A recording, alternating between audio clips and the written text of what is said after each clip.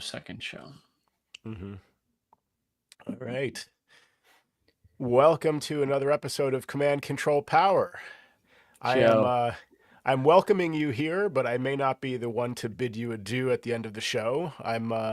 I'm here only because Jerry called me a baby and said he introduced me to a little showbiz phrase, the show must go on. I had never heard that one before. So no, it's a first for you because you're so young. That's why you're not Yes. familiar with these old-timey expressions. And for the record, I told Joe not to show up. I just want to point that out. That is true. That is true. So here we are. I guess we are live to the nation.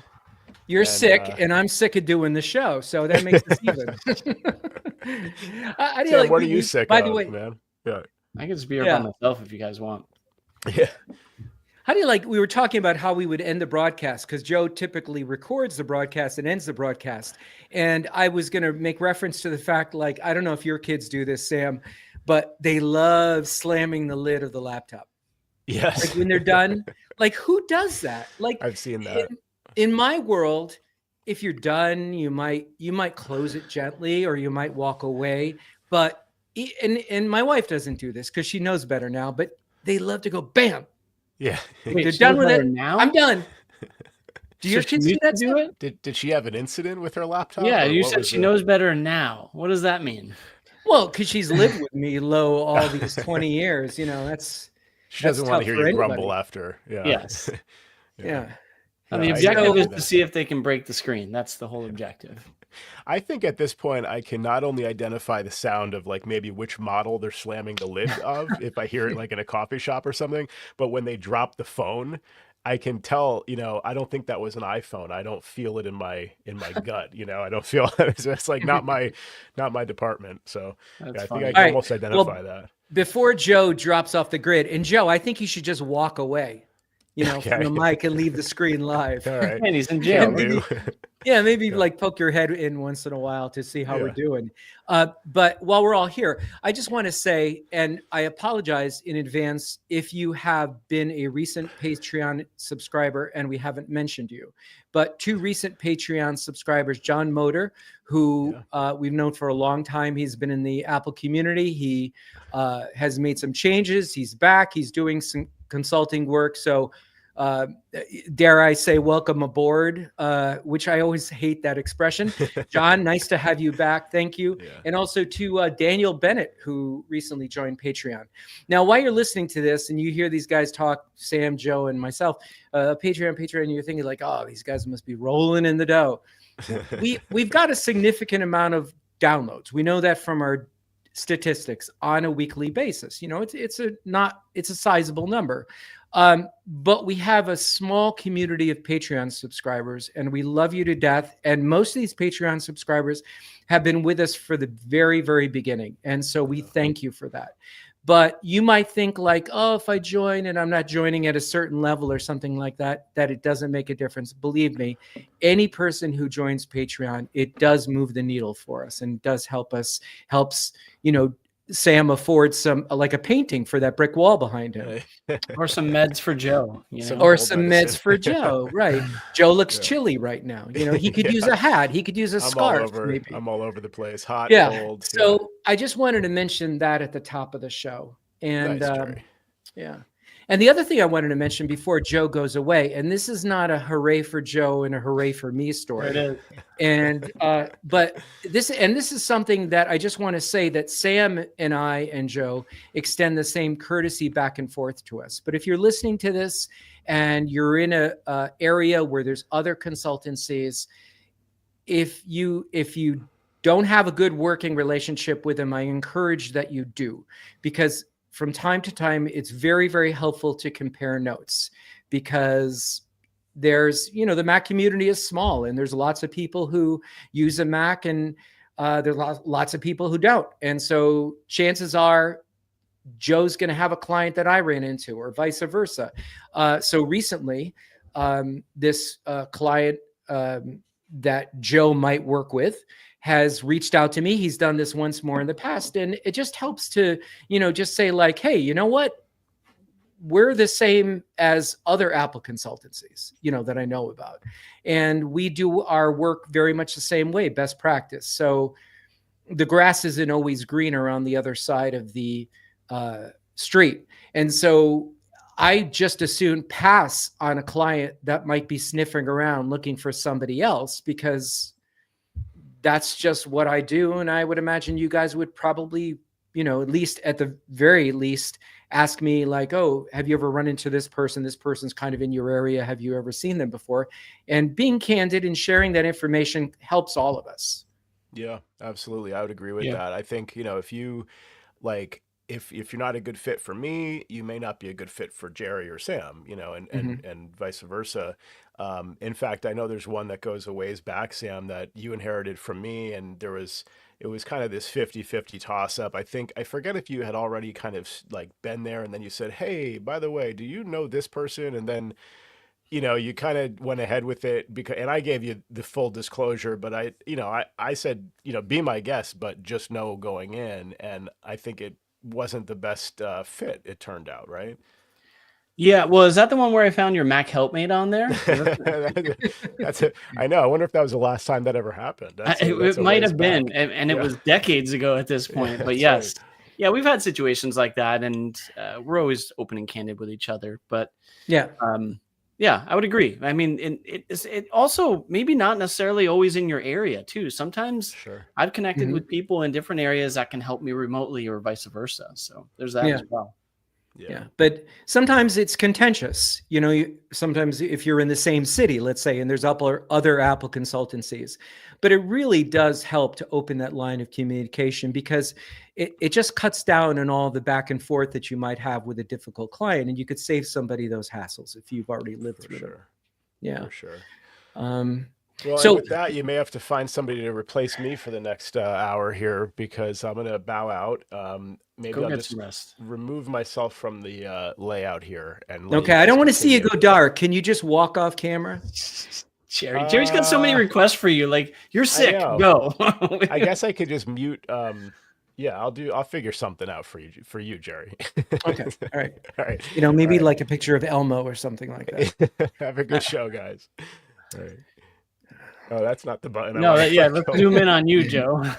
So, by the way, if you're listening to this and you're saying video, we've been broadcasting our YouTube streams live to the Patreon subscribers, so you could watch us live, and then eventually a few weeks later we actually release the show. So sometimes you'll see a brand new show that'll appear on YouTube and it'll say recorded 2 weeks ago. It's kind of annoying, but it's the most released show, so you can see all these in video. It's just a matter of waiting for the release date. Sam, I want to throw the ball to you.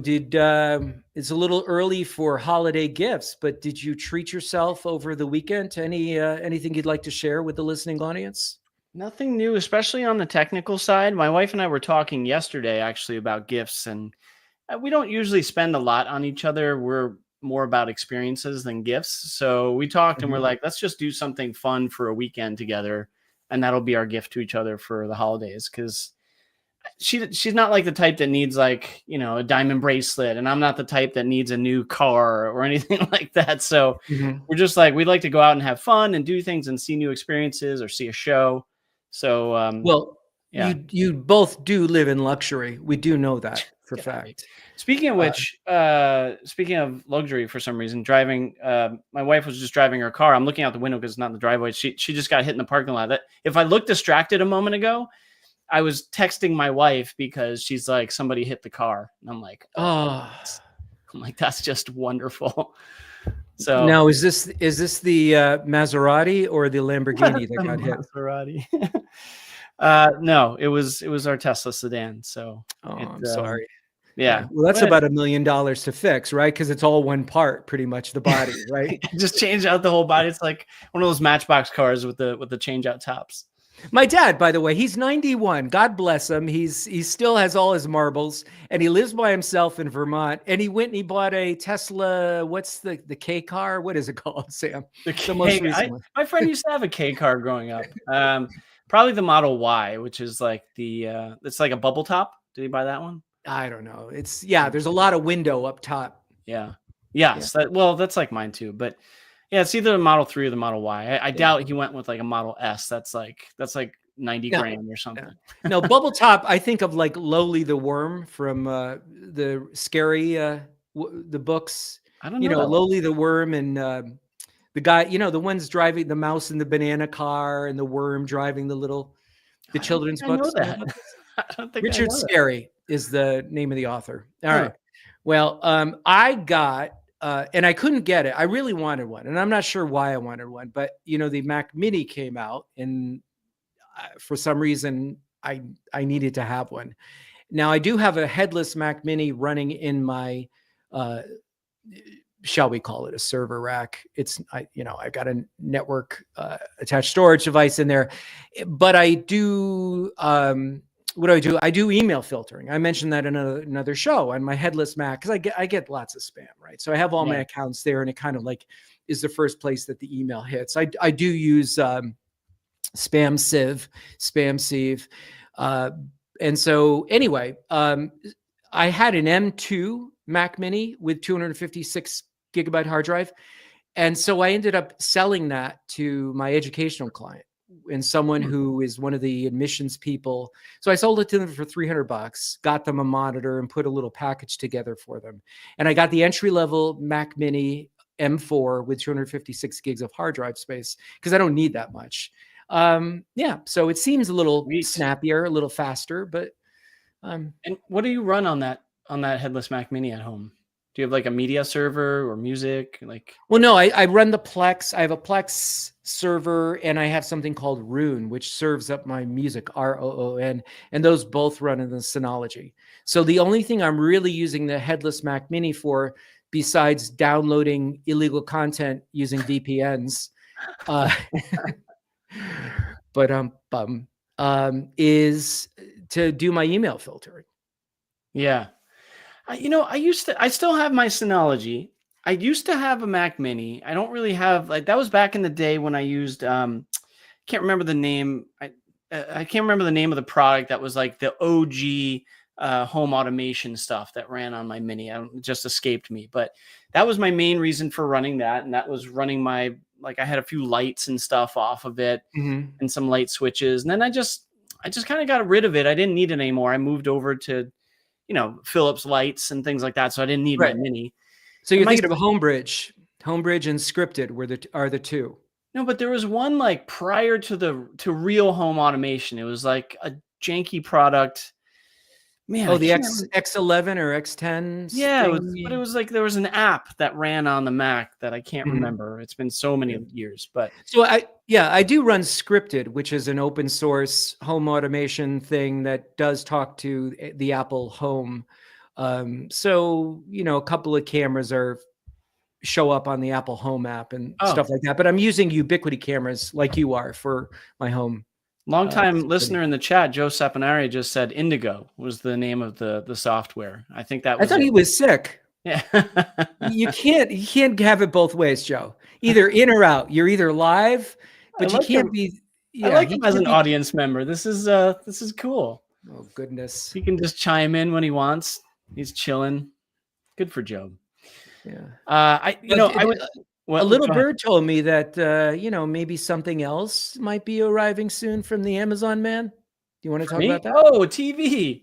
Yeah. So is that what you were getting at? Okay. So you're living the dream, Sam. I'm just, TV, so the TV in my bedroom, this is actually funny. The TV in my bedroom has had vertical lines for quite a while on the right side of the screen. Just kind of a few lines where it was like, okay, the lines are there. I can still watch TV. I don't need something new. I watch the TV in my room very rarely. So I was like, fine. Then one day it just started to get thicker and more lines. So then at some point, I don't want to say a third, but maybe a quarter of the right side of the screen was just not visible anymore. So if a character walked over to that side or something happened, I was like, oh, I think he got shot, but I can't really see what's going on.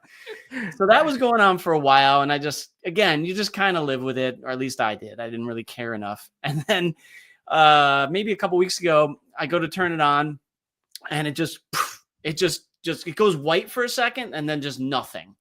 And so you can see that there's the backlight there. It's a little blackish and it's just gone. There's no picture. There's nothing. So I finally had to bite the bullet. I waited as long as I could. And I bought a new TV for downstairs. I bought an LG C3 TV, which is last year's OLED model. I was learning a lot because I don't know enough about TVs, but they have like the B4, C4, G4, all these different versions of the 2024 model. Mm-hmm. And it felt like the B and C versions of that TV were fine for my liking. The G version was like $1,000 more. And I was like, I couldn't even tell if the picture was different in my own house. So I was like, screw that. So then I started looking up and researching the current C4 and B4 models. C4 was like $500 more. And I watched a few reviews and it's like, okay, it seems like it could be worth it. Better picture quality from an angle and no glare. And then, now, just to be clear, you're going to move the downstairs one into your bedroom, and this will be the new downstairs one. Yeah, exactly. Right. So if that one, because it's like you bought one that's like 100 inches or some crazy number like that. No, 77. But that would be cool, 100-inch TV. So at that point, then I read up the C3 to the C4 was not that big of an improvement. So I was like, okay, it's $300 cheaper. I'm going with last year's LG C3 OLED TV. And that's what I purchased, although I haven't gotten it yet. So yeah, I can give you a review. Yeah, I asked you for a link, and it sure looked like Amazon was kind of blowing the doors off in terms of the discounts. There was like an extra $200 on, depending on the model, beyond a normally discounted price. So, and that the price has gone back up. I'm sure you looked too subsequently. So that deal has gone. Cyber Monday or whatever. Yeah, that's great. That's exciting. Cyber Prime Day, they call it. Or something. So yeah, we'll want to report. And like I mentioned to you, want to report. I do, because we have this old 55-inch that was the former owners of our house left behind, and I think they were intending to sell it to us. And they said, "Are you interested in the TV?" And my wife and I looked at each other and we're like, "Nah." So they just left it for us, and that's all we've been using. And it's good, but it's like this old Sony. I sent you a picture of it. It's this old Sony boxy thing. It's LED, but I don't know. It's just bad. It's got to go. And I wonder, can you tell? I mean, maybe I'm just not, I don't have the right eyes for it, but if you look like an LED, LCD, OLED, QLED, can you really tell? No, I bet if you and I did that for a living, we'd be able to tell. Yeah. I just, I don't see I don't know. The only thing I didn't want to do is get an older type of like the LCD and stuff like that. And then I looked up the differences between OLED and QLED, and it seems like OLED was better. So I went with that, and we'll see. Maybe some audience members know more about TVs than I do. It can help me out. I mean, the technology changes so quickly too. It's like whatever you buy, it's like computers, a year from now, it's going to be not as good as what's out now. Then I'll move it up to the bedroom. Yeah. So, so that's all I did, just circling back to the Mac Mini. I mean, I've got no technology story to share with that. It just, onboarded really easily. I do have a horrible migration story. Oh God. And I'll try to make it slow. Migrations are horrible anyway, but go ahead. Yeah, I mean, and I've never had, I know there's other people listening to the show, because we've had people write in who've had bad experiences with Migration Assistant. But over the years, I've found Migration Assistants 99.9% of the time does a great job. So I get this cold call from this person. And again, this is the real collapsed Reader's Digest version. And he said that, he bought his iMac through guidance from Apple. He called them, he got it from the store online, and they delivered an iMac to him that had a 256 gig hard drive.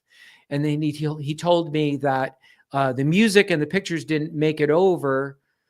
And Apple told him that he had to buy an external hard drive and move the pictures and the music and photos to the external hard drive. And I told him, well, that's no way to, run an airline, if you're not price sensitive because you just got this, I would go through the trouble of returning this and getting yourself something that, you can grow into. So, get a 1 terabyte drive. So that's what he did. He sent them back and forth. But in the meantime, I wanted to take a look at exactly what was going on, like how much data he had.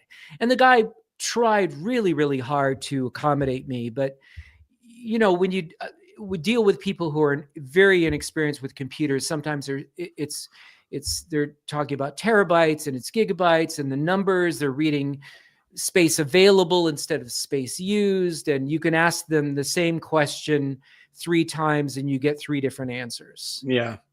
And for the life of me, I could not connect to this High Sierra, no matter what I did, using Splashtop SOS, which is my go-to app. And I've never seen it not work like this. So I couldn't connect to it.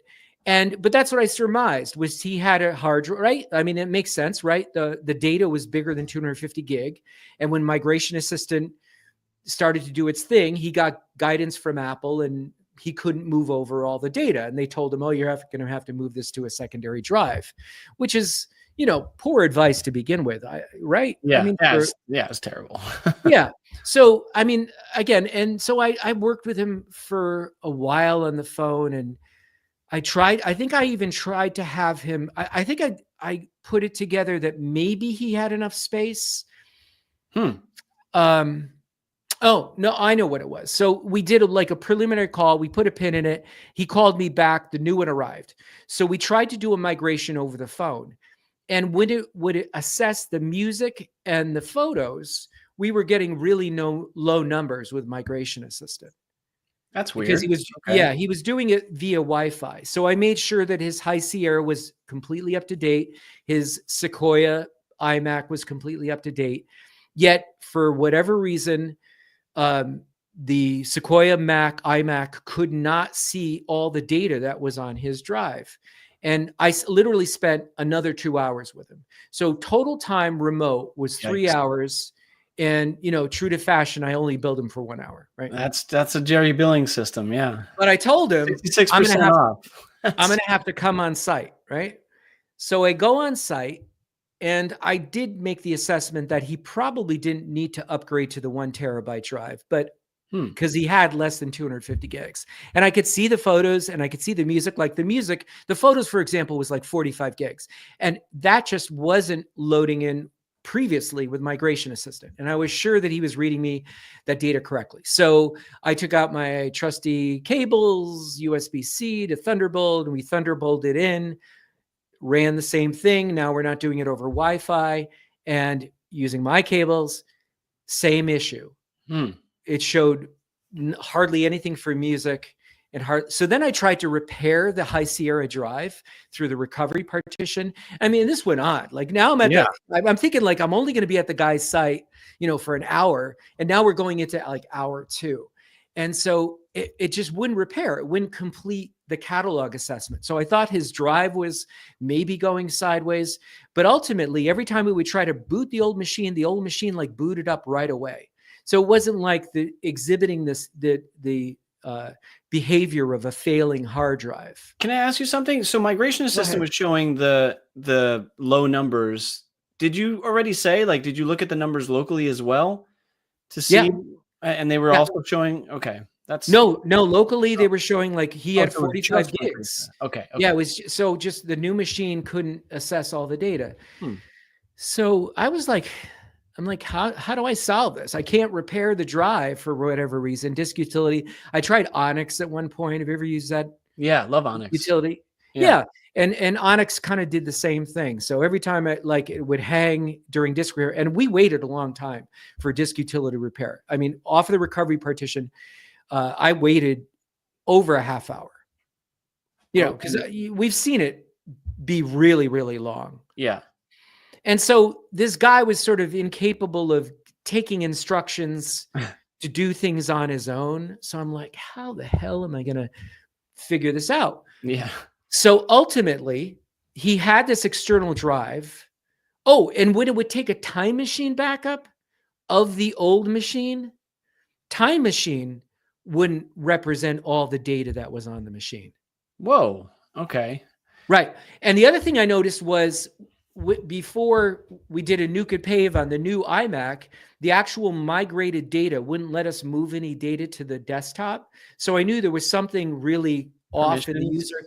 Yeah. I mean, you know, but anyway, so long story short, I took that drive that he had purchased, that Apple guided him to purchase. I plugged it into the High Sierra machine. I reformatted it, OS extended journaled, and I ran a carbon copy cloner backup. Carbon copy cloner saw all the data. I plugged it in.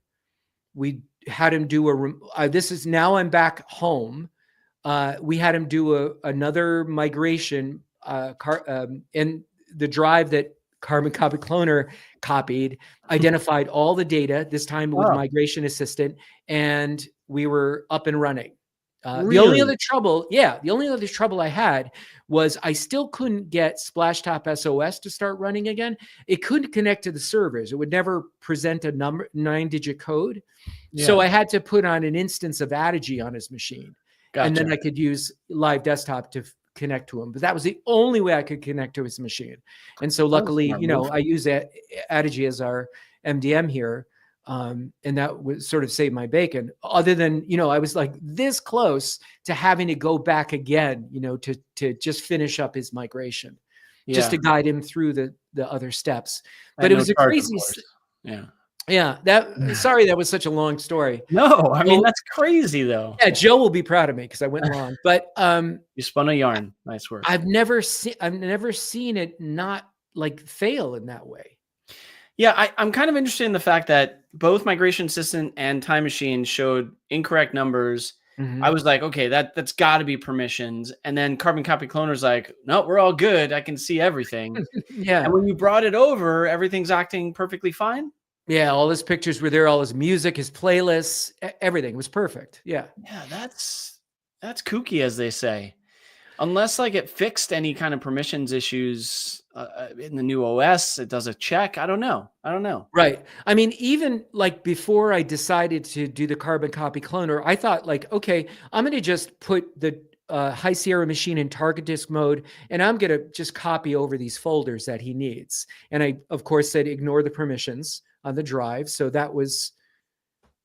Do you want to share Joe's comment? Yeah, Joe Sabinari in the chat says I'd give that story 2 yarns. All right. He doesn't sound that sick to me, Joe. Come on, you can't be in the chat. No, you can't. It doesn't cut both ways. He's either in or he's out. He's out. He's in the team, on the team, or off the team. Well, right now he's our only commenter, so we need him. Yeah. Well, that's because we're recording this in the middle of the day. And by the way, I thought I would share this piece of confidential information. I'm in my dog pajama bottoms right now. Nice. Good thing we only got the upper half. Yeah, good thing. Yeah. Oh my God. That's funny. I can't believe that story. I gotta say, I haven't done a migration myself in quite some time, but they always frustrated me. Back in the days when like you'd have to, you know, plug in a cable and it would take a really long time. I used to go to this client's house every summer. I've talked about it on probably a show 8 years ago, but every summer he would get upgrades for his kids going to college or whatever. And I would do the upgrades, and I would drive 40 minutes to his house, plug everything in, start the whole process, and then just leave for like a couple hours. I was like, I don't want to sit here and just watch paint dry. So I would like go work at a cafe or something, or I've done that. Coffee shop.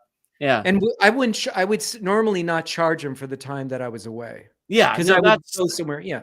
We agree with that. If I used to tell him that, I'm like, if I'm sitting here, I'm going to charge you. So let me go. And, you know, otherwise I got to listen to, I mean, he was a nice guy, but then I have to engage in like small talk with somebody for 2 hours. That's probably my hell. It can sometimes be pretty challenging. Absolutely. Yeah. It was just the damnedest thing. And it ate up so much time. So I did get compensated for, you know, coming on site. I decided to bill him for the additional remote support. So I didn't really get hurt on this job, but initially that first 3-hour stint, I only charged him for an hour because it shouldn't be their fault that this Apple stuff isn't working, you know. This Apple stuff. Well, he had guidance over the phone, and they just sort of left him. I mean, I can't blame them, right? But it wasn't he wasn't savvy enough to know that everything didn't quite make it Right. until later, until he got off the phone with them, and they thought, migration assistant, as long as they've got High Sierra, it's going to work. So why not? They would have made the assumption that it was working. I would have loved to have taken a look at that drive if you had it, like just to look at permissions and investigate it a little bit. That piques my curiosity, but as long as you got the job done, that's great. Apparently you have a printer firmware debacle as well, is what I'm hearing. Oh, well, that was a holiday. That was a holiday debacle. That was over Turkey Day. So we're recording this after Thanksgiving. You're listening to this after Thanksgiving, of course, before the holidays. And we have relatives. We're calling them relatives. They're actually our kids' godparents, but they're not bloodline relatives, right? And we've gone there to their home in New Hope, Pennsylvania, ever since the kids were infants. And we stay overnight, like 1 or 2 nights, and we come back usually on Black Friday or something like that.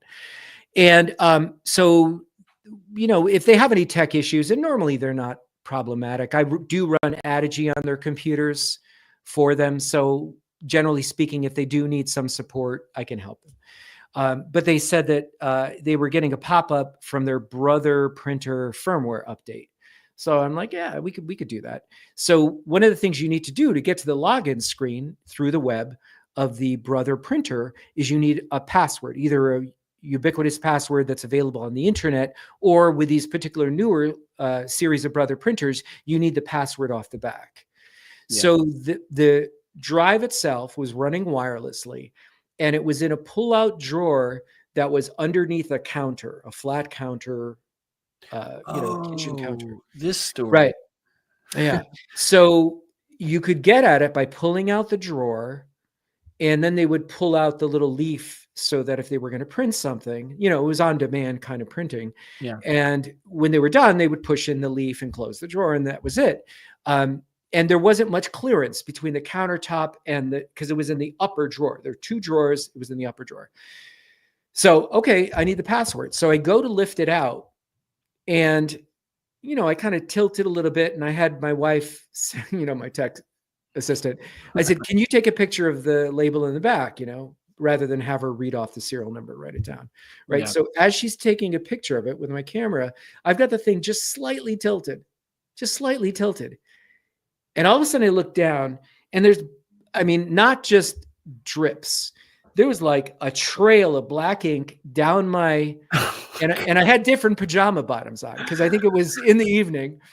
My Black Watch pajama bottoms. And if you know anything about tartans, the Black Watch was good because it doesn't really show the black ink that badly, And it went down it was on my socks, and they have a runner that ran underneath the cabinet, and there's this big spot on this runner. Oh my God.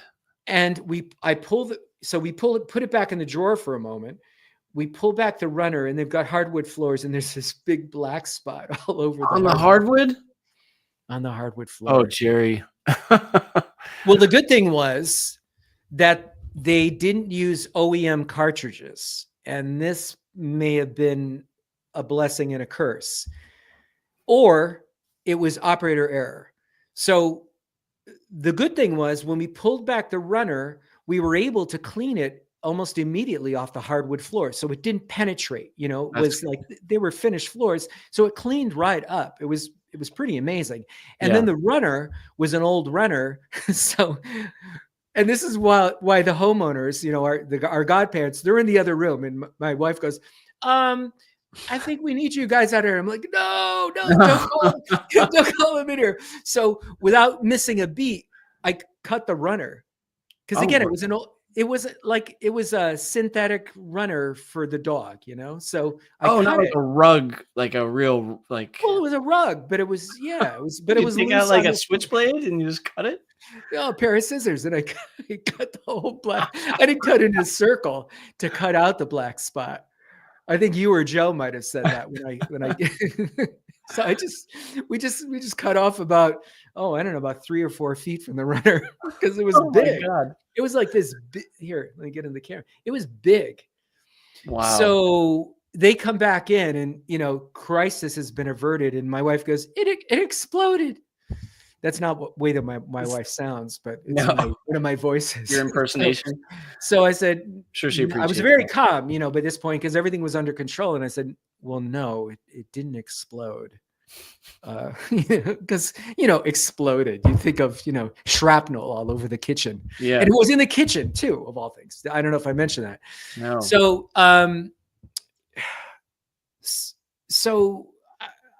they said something like, I said, well, for whatever reason, those tanks started to leak. And he said, I know, I just replaced them. And I said, oh. And then his wife said, but we didn't use the brother model. We got some third party. So it could have been just these third party cartridges. And it's one of those Echo Ink black tanks, so it's the bigger, fatter tank. Yeah. Either that or, if you've ever replaced cartridges for a client or on your own inkjet printer, if you still have one, there's that little like plastic cap and the actual inkjet Pico, whatever it is, pierces the plastic. It's not like you have to peel off that plastic from the top of it. It's got like spikes. Yeah, exactly. So we know that you don't have to peel that off. And I'm thinking, I didn't check. Did he peel it? He might have peeled the whole thing off. So it was like an open tank, just waiting for some knucklehead like myself to spill it. So it kind of like got in the little door, the trap door, we're wiping it out and stuff like that. But crisis averted, but it was a big mess that we got to clean up pretty quick.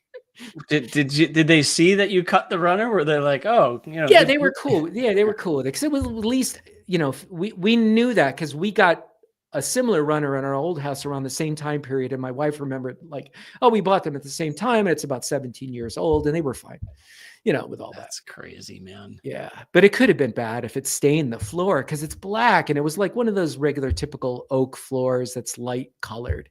So it could have been bad. It could have been really bad. So the ultimate question, which is, did you actually update the firmware? Yeah. Yeah, okay. I had the password. Yeah, I had the password, updated the firmware. The printer wasn't, my fear was that after this happened, it may have spilled inside the mechanism and it wasn't like printing smeary pages now, but the printing looked perfect. So that's what I think happened. I mean, either it was just, because it was not an OEM, original equipment manufacturer. I know you know what that means. And it was a janky cartridge tank, or he peeled off in sheer ignorance, we'll call it, the plastic, which is supposed to stay intact to keep that from happening. I would imagine. My goodness. Yeah. I can't remember the last time something like that. That would be big. If that happened to me, I'd be freaked out, but you handled it pretty well, apparently. Well, I would have been freaked out if it happened at a client. Could you just imagine if that happened at a client? Yeah, that would be bad.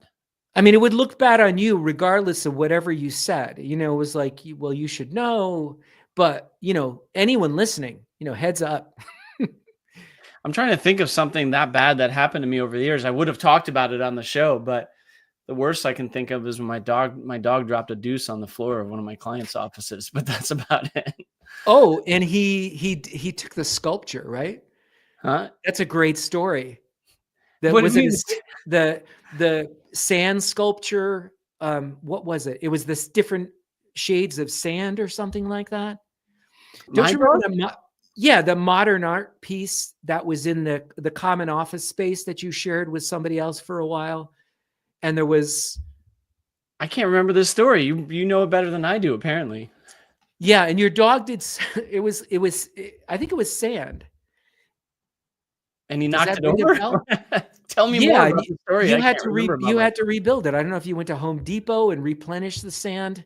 Oh, I do remember that. Yeah. Yes. All right. Holy cow. Yeah, tell it to the listeners. It was salt, I think. I had to Okay, yeah, it was salt. Yes, it was a sculpture. Yes, it was like a sculpture with like spoons and like grains of salt meticulously placed over it, and his tail was just like whoosh, just knocked it all around the place.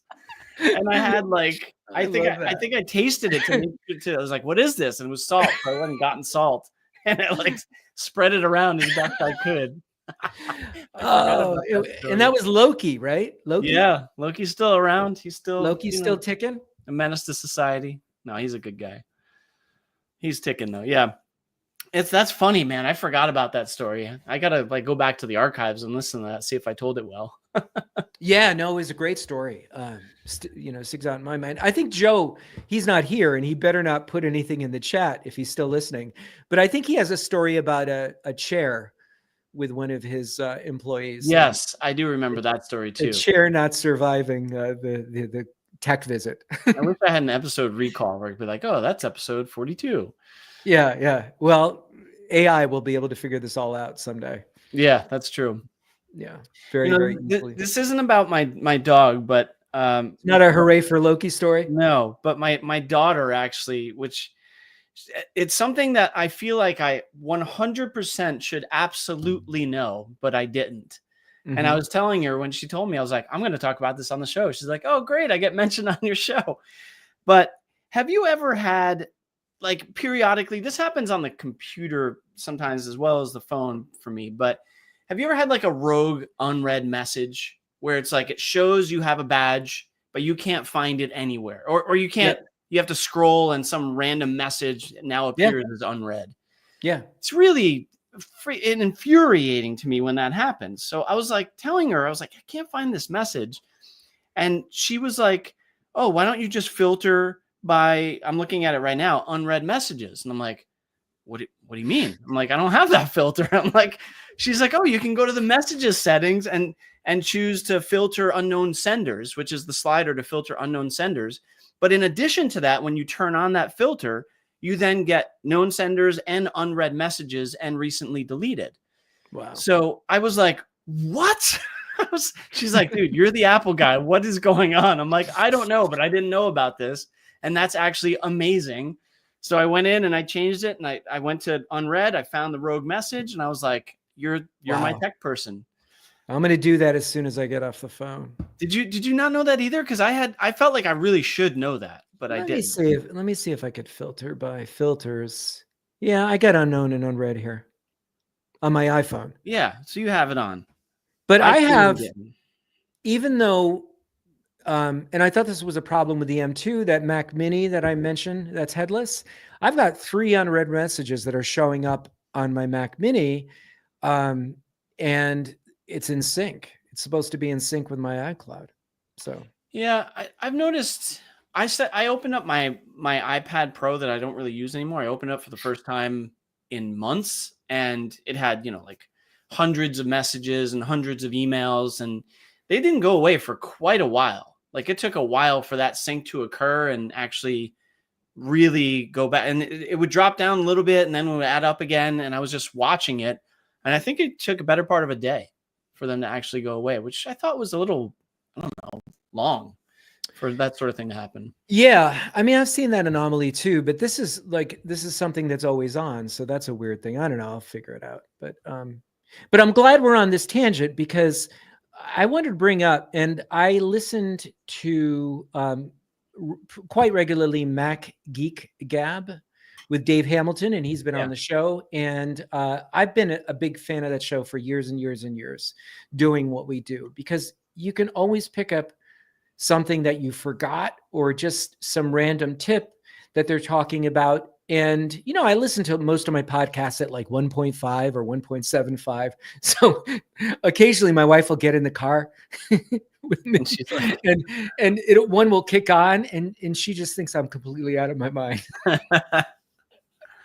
I might be certifiable at this point. But I just feel like I can't listen to people talking so slow anymore.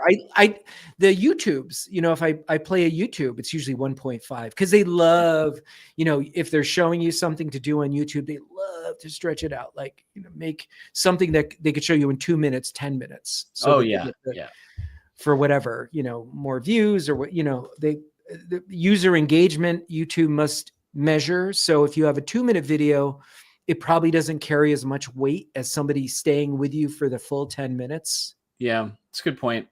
Yeah. They do stretch out those. Like I just always like scrub forward really fast, and I'm just like, where is it that I need to know this? Right. So here's what I heard just the other day on Mac Geek app. So on your iPhone, you know, the Apple support app. Let's see what happened. It disappeared there for a second. But on the Apple, in front of you, yeah, holding it in front of the. Oh, there we forget it. So the Apple support app, you can go in there, and you probably know this, Sam, because you're an Apple guy. You're Mr. Apple, and right on the main page, you could tap reset password, yeah, and then it says help someone else. Yes, I did. I wrote something about that. That's why I knew about it.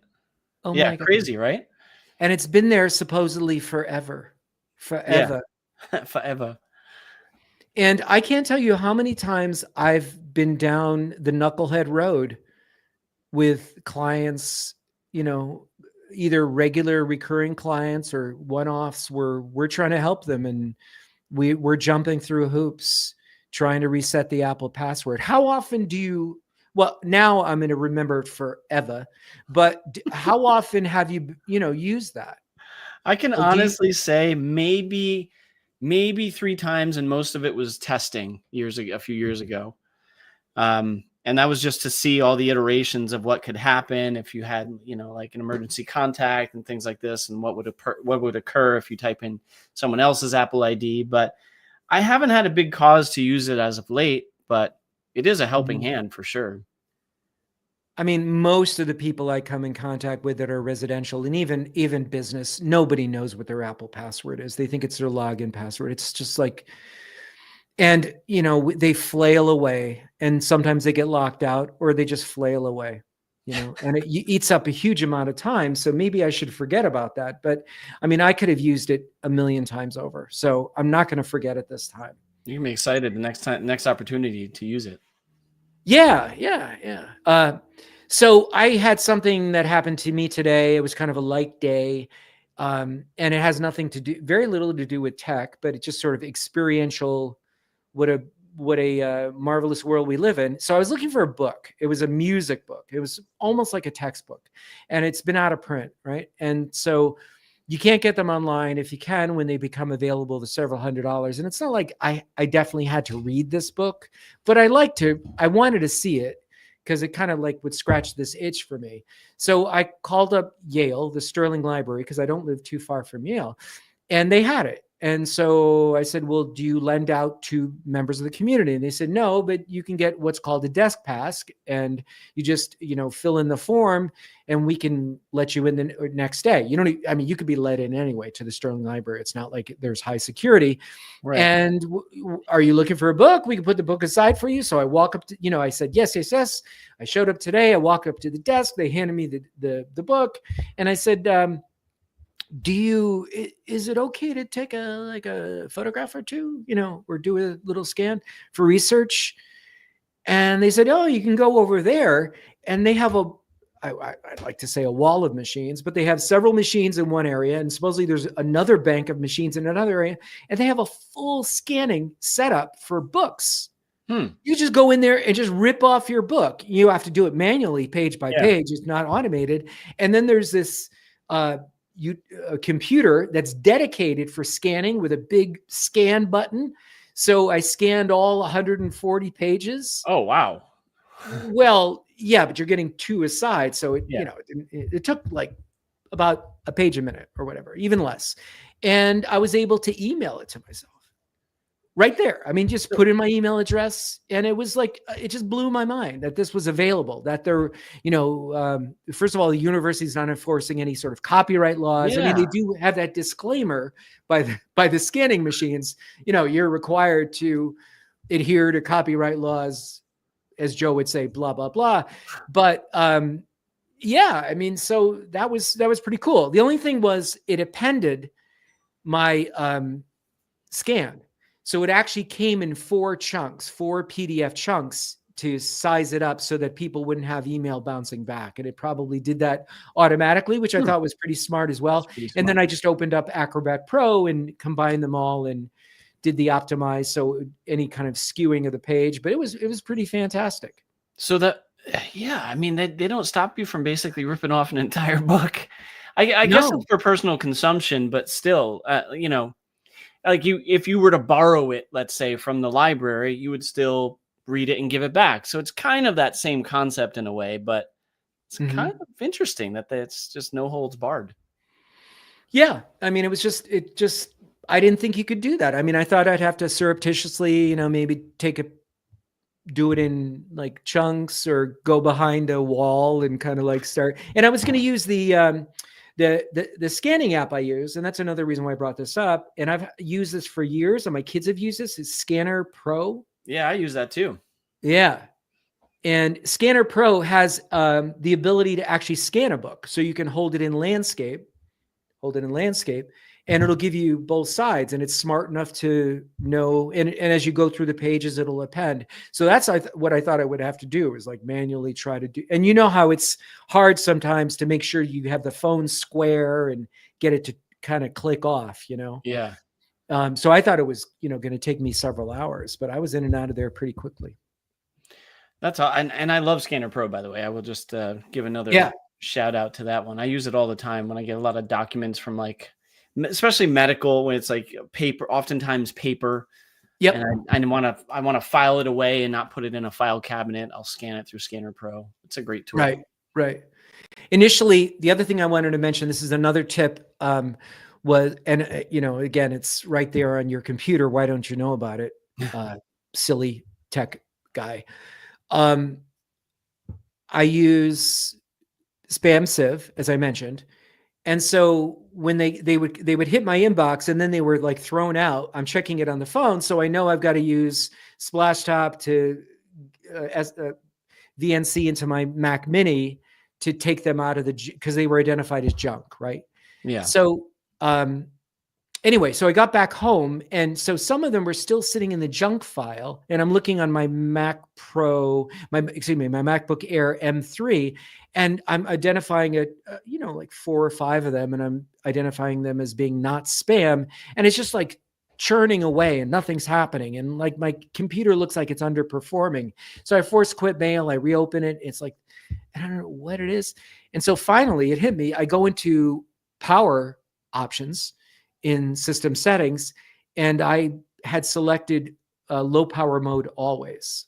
Oh, yeah. And as soon as I said never, it just never it started to work again. You know, my computer was operating normally. So sometimes, you know, for the weirdest reason, you turned it off or you needed to extend your battery life and you never remember to turn it back on. And that's probably what happened to me. I was on a trip or something. I've done stuff like that where, or like I put in a specific DNS value or something and I forget to take it out, or, you know, I'm like, why can't I connect here? And yeah, I've definitely made those mistakes before too. You're starting to disappear on my screen there, Sam. You're getting lower and lower. Yeah, I've been standing a lot of the day at my standing desk. Usually I take turns standing and sitting, and I've been standing all day. So now do you have pajama bottoms on? I highly recommend it. No, I'm fully dressed. I'm fully dressed. All right, good. But it was hard to put. So I recently had shoulder surgery on my right shoulder, which I think you know, but the audience doesn't. Oh yes, that's right. That's right. So I had shoulder surgery on this shoulder, and then yesterday I got my vaccines in my left arm, and I can't raise either one of my arms very high right now.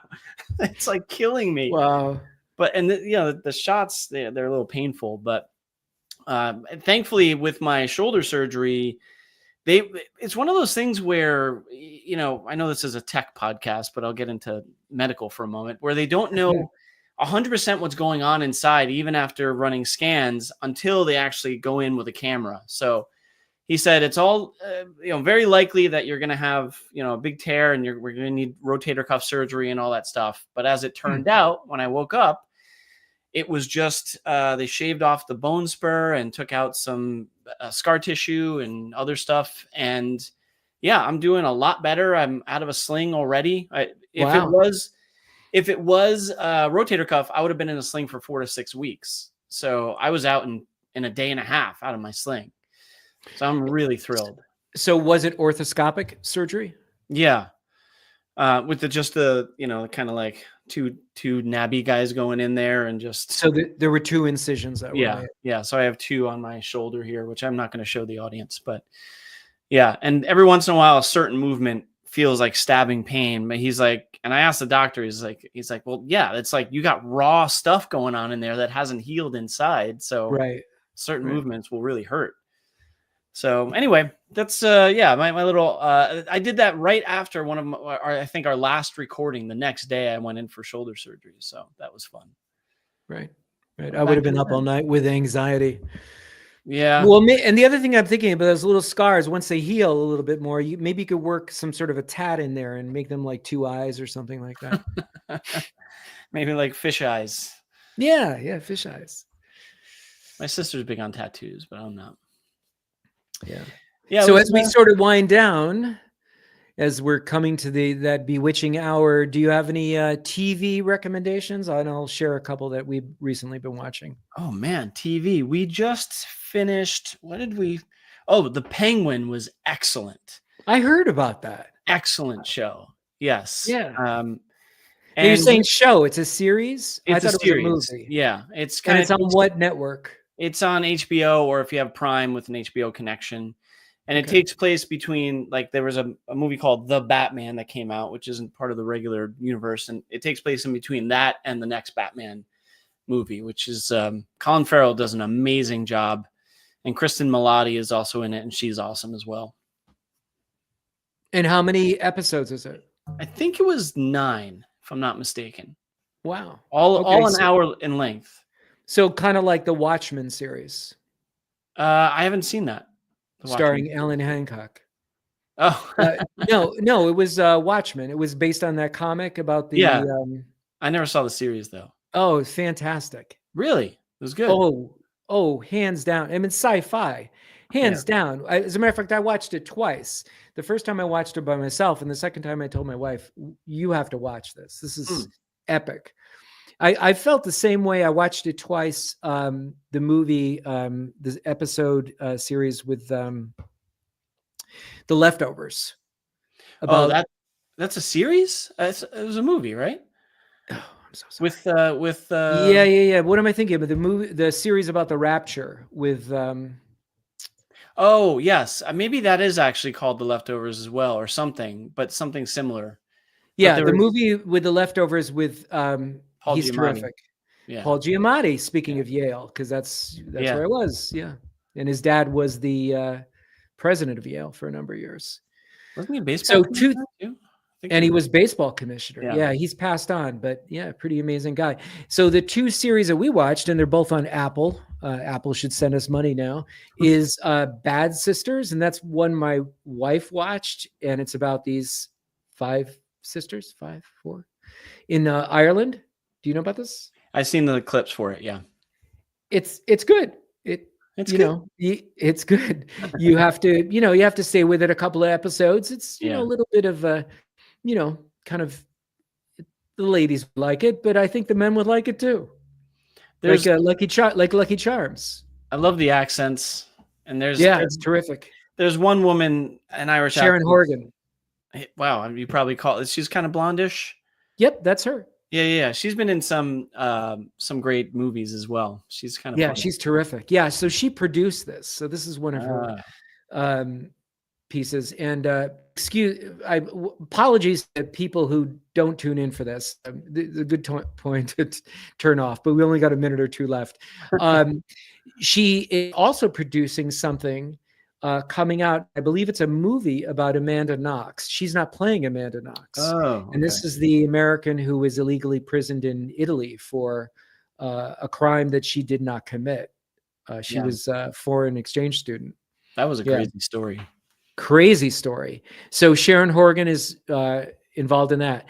And the other series that we just started watching and we're kind of late to the party on is The Silo, which is also on Apple TV. Yes, we're on season 2. That's a good one. Yeah. Yep. So we're going to be starting season 2 soon. Watch Shrinking on Apple TV Plus. That's a great show. The initial actors that are on that kind of kind of turn me off. Who are they? Harrison Ford. Yeah. I think Jason Segel is his name. You don't like them? You don't like Ford? Harrison Ford is like, he's too, he was better in his heyday. He's a little too grumpy as an old man. Well, he's grumpy in that show, so it fits. He doesn't really have to act. Yeah. Well, next week people can tune in for more show and movie references and recommendations. Maybe that's what we'll with Joe not here, we'll just turn this into like Siskel and Ebert. There you go. There you go. Well, I mean, I think this is going to be maybe our last show. I know that Joe has a Christmas message, a holiday message he'd like to share before the end of the year. So he'll be coming back for that when he's feeling a little better. We'll all be here and we'll share our holiday thanks to one and all, friends and foe. I look forward to Joe's holiday message every year. Can't wait. Me too. I look forward to editing it all the time and trying to make sense of it. It's like the Zapruder film. You have to back into the left, back and try to find the grassy knoll in Joe's delivery. Nice. I'm not sure what that means, but in any event, thank you, folks. Thank you, Patreon, for listening to another episode of Command Control Power. Tune in next week and we'll have lots more good stuff for you. And also in the coming year, we've got lots of fun stuff planned. So we appreciate you being there and being with us. So thank you and good night.